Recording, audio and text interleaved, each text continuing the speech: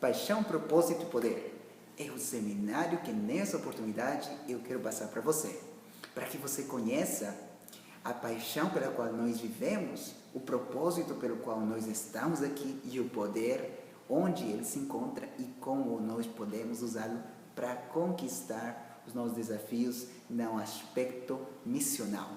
É isso mesmo, nós queremos falar da missão, por isso que aqui a página Educação Missional Viva a Missão tem o prazer, o privilégio de trazer esse seminário especialmente para você. E hoje nós vamos falar de um homem que talvez por alguns é conhecido, por outros não é nada conhecido, mas um homem que deixou a sua marca na história. Mas ele deixou a sua marca na história porque ele seguiu o verdadeiro homem que deixou marca em todo mundo, que é Jesus. Ele seguiu Jesus porque ele estava com paixão pela mensagem, tinha o propósito de alcançar o mundo e tinha o poder da palavra de Deus. Vem comigo e agora vamos descobrir um pouco mais sobre esse homem. Esse homem é chamado William Miller. Um homem talvez normal, como qualquer um de nós, que cresceu em casa. No seu tempo era normal, né? Ele cresceu, não foi para a escola, passou 18 meses na escola, né? Mas por incrível que pareça, ele se tornou um dos maiores pregadores do mundo. Sério, não parece, a foto dele está aí, você está conseguindo enxergar, mas ele foi um dos maiores na verdade. Mas o que fez a diferença nele? Bom, vamos fazer uma breve recapitulação da vida dele? Alguma biografia simples só. Ele nasceu em 1792 e ele morreu em 1849. Ele cresceu num lar cristão e ele leu bastante a Bíblia quando ele era pequeno. Mas, como às vezes acontece, né? Às vezes a gente se desvia no meio do caminho por causa de coisas que acontecem na vida. O que aconteceu na vida dele? Algo que talvez você não consiga entender, ou talvez você nunca passou, que foi a guerra de 1812 a 1815. Fora parte aqui a questão histórica, né, sobre essa guerra, mas vou contar algumas coisas dessa guerra para você. Ninguém de nós participou de uma guerra. Ou talvez alguém que está assistindo aqui já participou de alguma guerra parecida, né?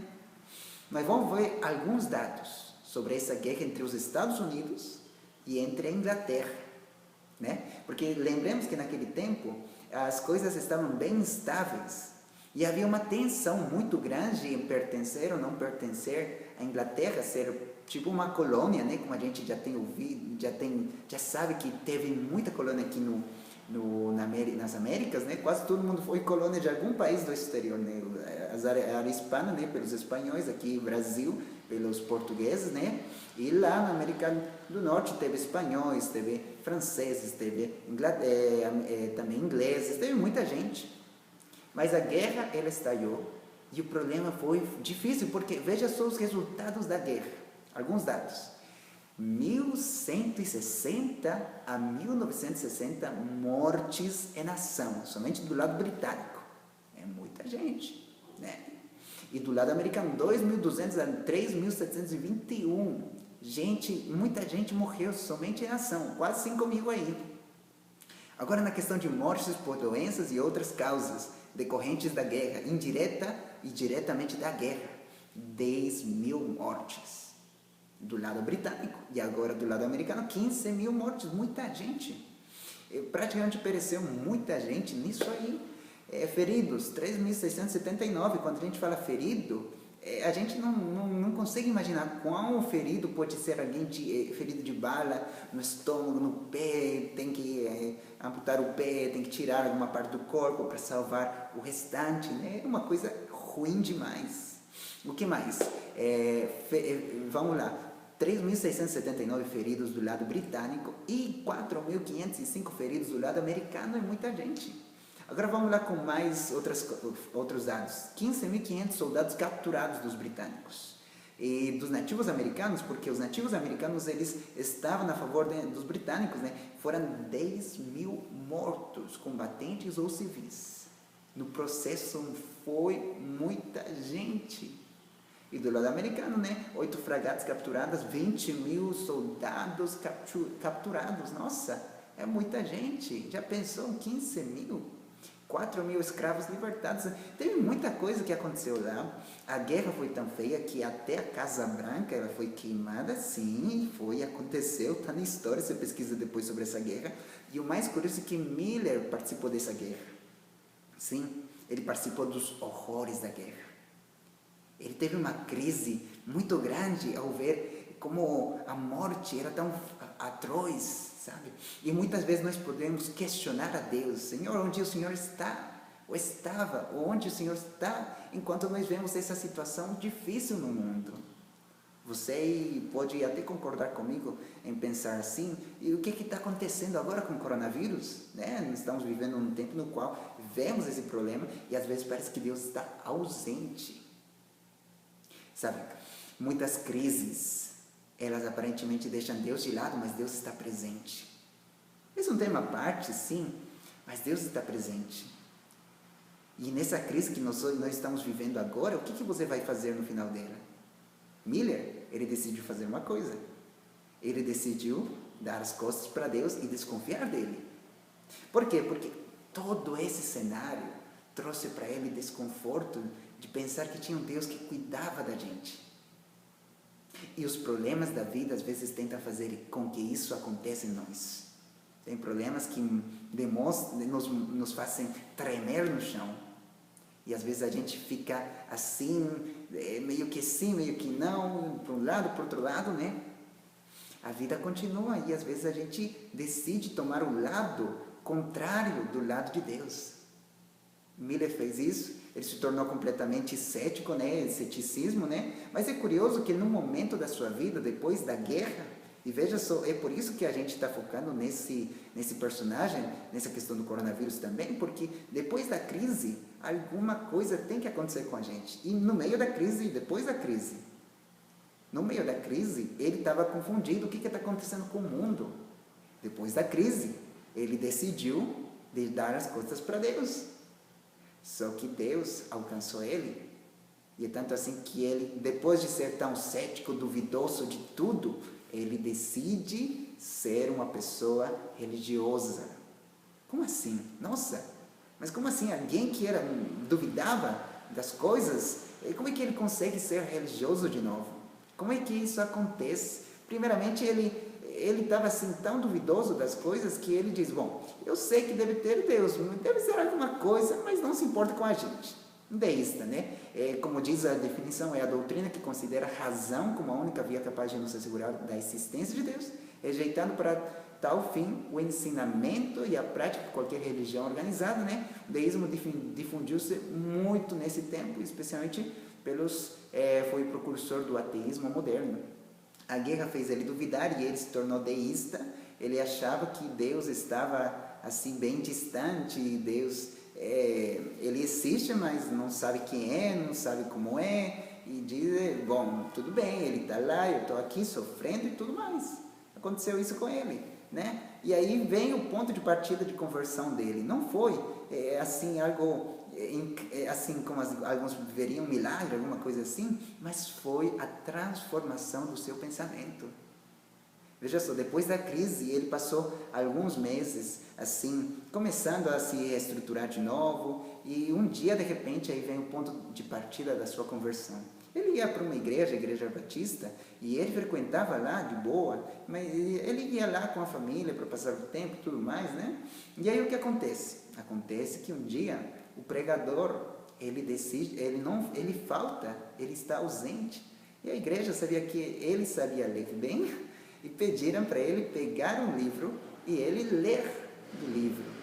Um livro, uma seleção que os diáconos tinham feito lá sobre um discurso sobre a importância do dever dos pais. E ele pegou o livro, pegou o discurso e ele começou a ler. Só que ele se empolgou na leitura tanto, que no final ele ficou maravilhado e pensou: nossa, como uma coisa escrita assim pode impressionar tanto a minha mente? E ele começou a duvidar dos seus princípios céticos, dos seus princípios deístas. Ele começou a duvidar daquilo que estava afastando ele de Deus, né? E sabe, hoje em dia, nós vemos que há muita gente que está assim na igreja, talvez duvida de Deus, vá para a igreja simplesmente porque alguém o convida, vá para a igreja porque o marido, o esposo, a esposa estão lá, porque os filhos o levam. Mas tem que chegar um momento no qual aconteça a conversão, onde o qual aconteça a mudança de vida. E aí é o ponto de partida.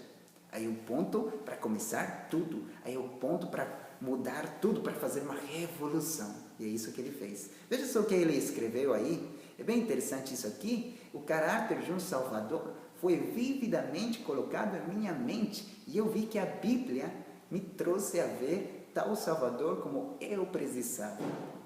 Gente, que coisa linda, né?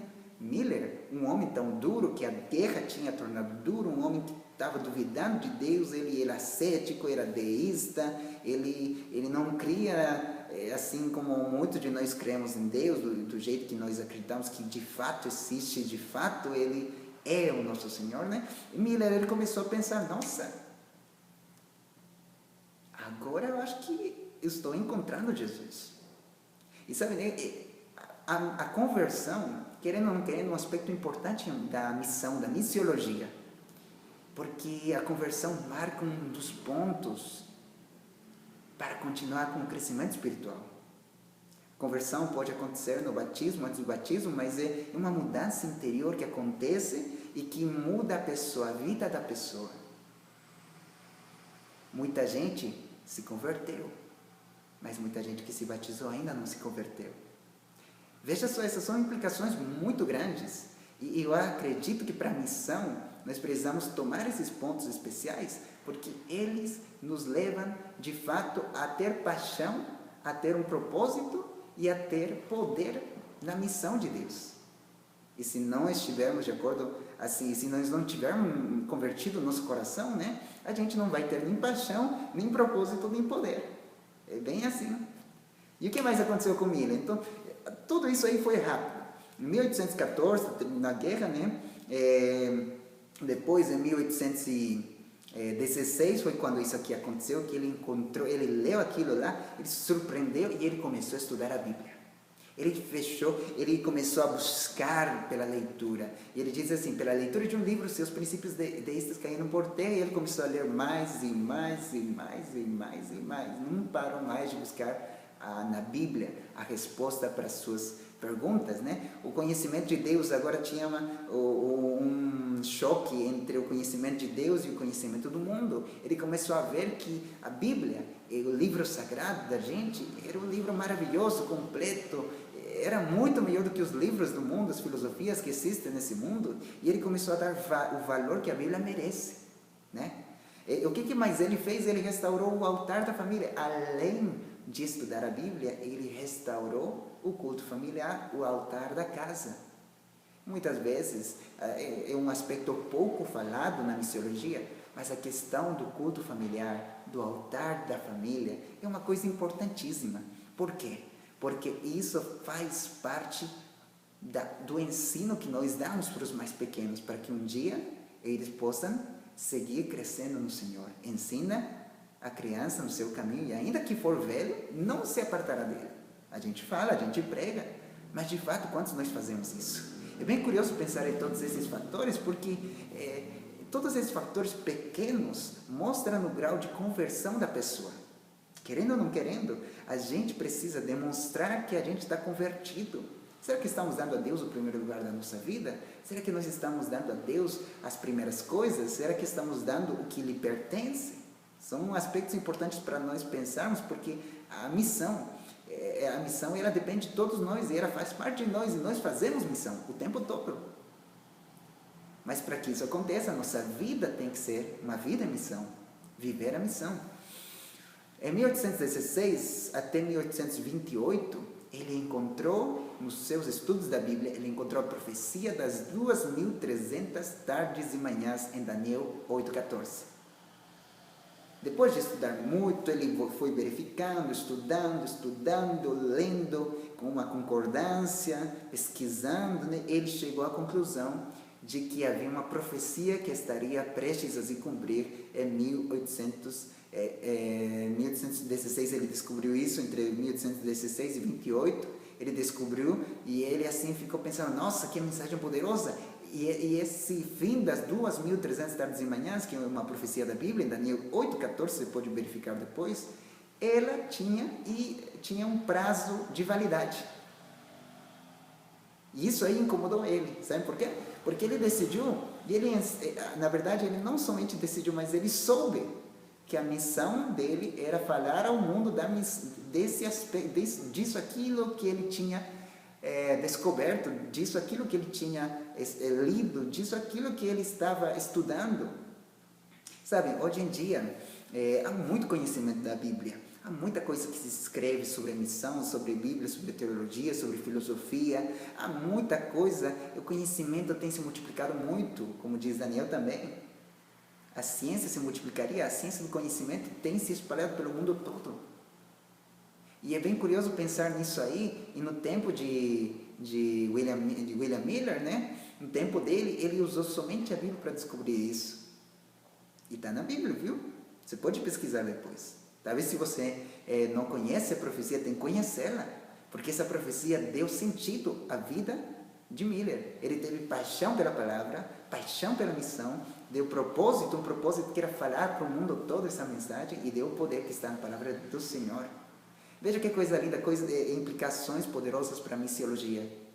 Se nós não tivermos paixão, nós não teremos propósito e não teremos poder. É simples assim. Miller, o que mais? Miller, ele estava relutante em todos esses anos, depois da sua conversão, ele ficou pensando, nossa, será que eu preciso falar? Será que eu preciso...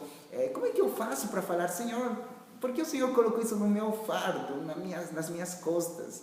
Gente, às vezes nós fazemos a mesma coisa com Deus, nós dizemos, Senhor, por que o Senhor fez assim? Por que eu estou assim? Ah, Senhor, por que o Senhor me deu essa mensagem, um fardo pesado e tudo mais? E ele ficou assim, falando com Deus. E ele disse, Senhor, tá bom. O seguinte, como a consciência, o Espírito Santo estava incomodando, ele disse, Senhor, tá bom, vamos fazer o seguinte. Eu vou aqui ficar de boa, mas se alguém me convidar, eu vou. Se o Senhor me mandar algum convite, alguém me convidar para pregar sobre esse assunto, eu o farei. E ele disse que quando terminou de fazer essa oração, falar com Deus isso, ele ficou em paz. E ele disse, pronto, agora estou bem, agora estou feliz e tudo mais.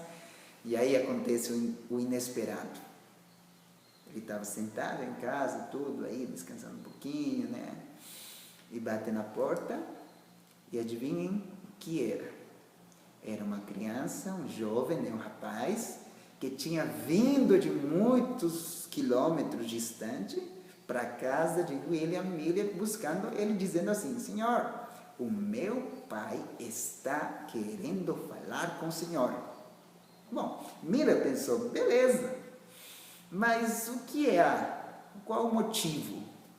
Porque Miller pensava que era com certeza algum negócio, alguma coisa de finanças, de dinheiro, né? Só que aí não era. Sabe no que era? A criança, o jovem, o rapaz diz para ele, é porque na nossa igreja não tem pregador para tal data. E queremos que o Senhor vá e pregue para nós sobre aquele assunto que o Senhor está estudando muito. Gente, nossa, essa foi a resposta de Deus. E esse convite, assim, a criança levou, eu coloquei aqui uma imagem do convite, né? Esse rapaz levou, não sabendo o rapaz, mas era a resposta de Deus à oração que Miller tinha feito. Imagina isso. Ele ficou assim, nossa, agora já era. Eu falei com Deus que eu tinha que ir e eu vou ir. Eu vou para lá, não tem jeito, né? Aqui, ó, veja só. A história continua assim, né? Na verdade é assim o que eu falei para vocês. É menos de meia hora desse momento, né? Antes que eu tivesse deixado a sala, né? Depois da oração que ele tinha feito, o filho do senhor Silas Guilford, de Dresden, New York, cerca de 16 milhas da sua residência, né? Veio e disse que seu pai o havia enviado por mim, queria que ele fosse para sua casa e depois para pregar às pessoas acerca do assunto da vinda do Senhor. Gente, eu acho que foi assim a martelada que faltava para aquele prego. E foi isso que aconteceu. Ele recebeu o convite e ele foi, porque ele teve coragem de cumprir com sua palavra. E veja só uma das imagens que a gente encontra na internet a respeito desse momento. ele começou a pregar nas igrejas. E aí começou o seu labor público. Em 1831, ele começou a andar pelas igrejas, grandes igrejas, em muitos lugares do mundo. Aliás, da América do Norte, né? Do mundo não deu tempo, né? Porque a mensagem já estava prestes a se cumprir. E você talvez não sabe, mas a mensagem era que entre 1843 e 1844 aconteceria a vinda de Jesus. É claro que nós sabemos, porque nós estamos hoje em 2020, nós sabemos que não era isso para acontecer. A mensagem, aliás, a vinda de Jesus, ela vai acontecer ainda no futuro, no momento que não se sabe nem dia, nem hora. Mas ele estava, pelo pouco conhecimento que ele tinha, pelo aquilo que ele tinha lido na Bíblia, ele tinha sido envolto de poder para pregar. E de fato, 1844, um dos anos que ele tinha falado que iria ser para a vinda do Senhor, de fato aconteceu uma coisa, a profecia foi cumprida, mas não com o acontecimento que ele tinha falado. A profecia tinha sido cumprida sim, porque nesse momento o santuário começa a sua purificação. É outro assunto, mas vale aqui a pena fazer um resumo breve desse assunto. Você pode pesquisar depois. E é justamente por isso que a gente faz um seminário, não para te dar todas as respostas, mas para também levantar curiosidade para a tua vida. E o que mais? Gente, de 1831 em diante, ele se juntou a outros homens, ele começou a viajar por muitos lugares, vendeu as suas coisas, ele era um fazendeiro grande, né? Mas depois ele decidiu investir as suas coisas na obra do Senhor. Muita gente se converteu, foi um movimento poderoso em todas as igrejas. Teve pessoas da igreja batista, pessoas da igreja presbiteriana, metodista, que se uniram a tal movimento, que foi um movimento muito grande. Muita gente se converteu, muita gente buscou a Deus. É claro que os resultados, talvez de pensar que Cristo viria naquele tempo, trouxeram o que é conhecido na história do cristianismo e do adventismo como o grande desapontamento. Sim, é isso que aconteceu. Muita gente se desapontou, muita gente perdeu a fé, muita gente deixou de acreditar, mas sabe, isso levou a uma coisa ainda melhor, a estudar a Bíblia. Porque, de fato, alguma coisa tinha acontecido, não estava errado os cálculos, só estava errado a questão do acontecimento daquele dia. E daquele dia em diante, depois do grande desapontamento, eles continuaram pesquisando. Miller, claro, faleceu no 49, 5 anos depois do grande desapontamento. E claro, acontece, é algo triste, mas ele teve o poder de Deus. Um simples homem que se entregou a Jesus, decidiu colocar a sua vida ao dispor do Mestre, e ele teve a paixão para viver por isso, a paixão pela missão, teve o propósito de levar essa mensagem ao mundo, e de fato ele levou a mensagem dele, a mensagem da palavra de Deus ao mundo conhecido. Com certeza a repercussão naquele tempo foi muito grande na América do Norte. Lá nos Estados Unidos foi muito forte, muita gente olhando esse movimento de gente buscando a Deus, acreditando que ele viria, com certeza impressionou muitos corações. O legado desse homem depois da crise foi paixão por Jesus. E eu queria aqui enumerar algumas lições para nós finalizar. Quais lições? A primeira lição: Deus trabalha em nossa conversão de várias maneiras. Sim, Deus está trabalhando na tua e na minha conversão. A conversão é um aspecto da missiologia que nós não podemos deixar de lado. Ela acontece de formas que a gente não entende, mas ela tem que acontecer. Porque a missão de Cristo, ela não pode ser feita se não houver uma conversão verdadeira. Pode até alguém fazer missão sem ter Jesus no coração, mas quando tem Jesus no coração, os resultados são diferentes.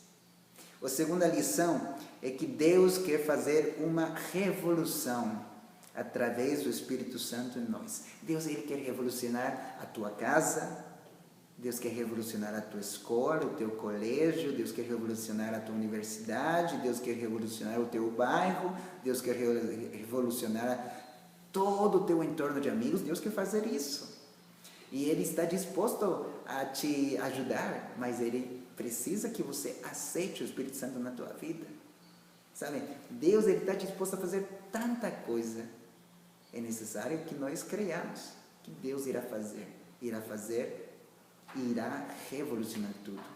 Também outra coisa importante para nós é a questão, outra lição, é que precisamos conhecê-lo se queremos ser transformados por ele. Ele precisou ler a Bíblia, ele precisou buscar ao Senhor para ele ser um missionário de coração. Se você um dia deseja ser um missionário, se você quer se interiorizar no estudo da missiologia, eu te animo, busque na Bíblia. A Bíblia é a fonte da missão, a Bíblia é a razão da missão. Deus, Jesus, é a fonte, é a razão da nossa missão. Sem Jesus, sem Deus, sem a Bíblia, nossa missão não tem sentido, não teria mensagem, não teria mensageiro e não teria nenhuma coisa coerente.